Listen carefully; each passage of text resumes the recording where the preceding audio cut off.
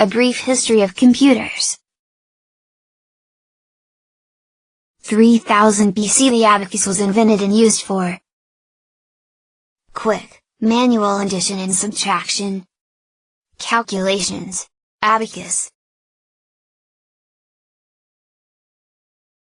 1645 AD a mechanical adding and subtracting machine called the Pascalin, after its inventor, the French mathematician Blaise Pascal, was invented. Pascalin. 1830 Charles Babbage, the father of computers, designed the first electronic computer called the difference engine. Unfortunately, the difference engine was never actually built, but today's computers are based on it. Difference engine.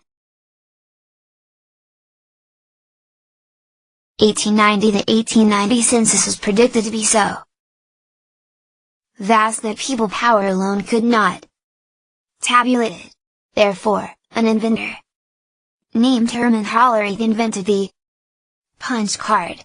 Census data was punched onto these cards, and tabulating machines compute in the totals. Punch cards. Tabulating machine. 1937 An electromechanical calculator was built with the help of IBM, although not truly an electronic computer because all its parts were mechanical and moving. The Mark I computer, as it was named, proved the theory of computing machines could be a reality and not just a theory. Mark I computer. 1939. The first vacuum tube calculating machine was invented.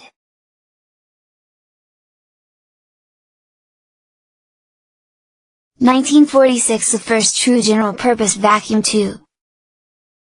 First generation computer, named ENIAC, was invented. ENIAC. 1957 Fortran, one of the oldest programming languages still in use today, was developed to aid scientific and mathematical programmers. 1959. The second generation computers came on the scene. 1960 COBOL was developed to give business programmers the language they needed to write programs.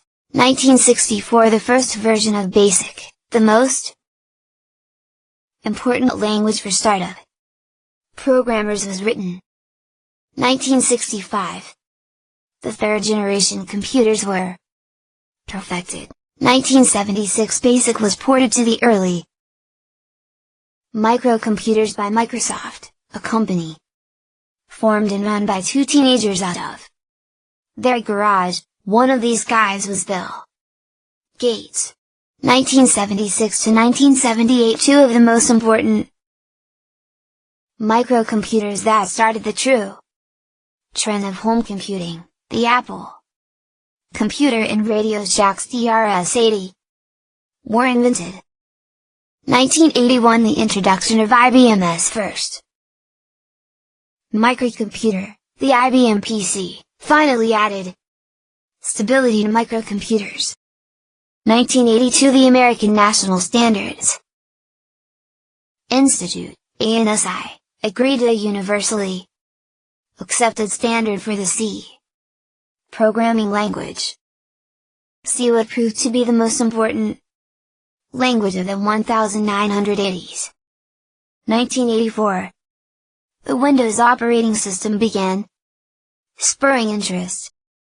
1989 The C++ programming language was made available for a wide variety of microcomputers, helping to spearhead the object-oriented programming (OOP) movement. 1990 Visual Basic began taking shape to provide Windows programming skills, without requiring huge investments in time.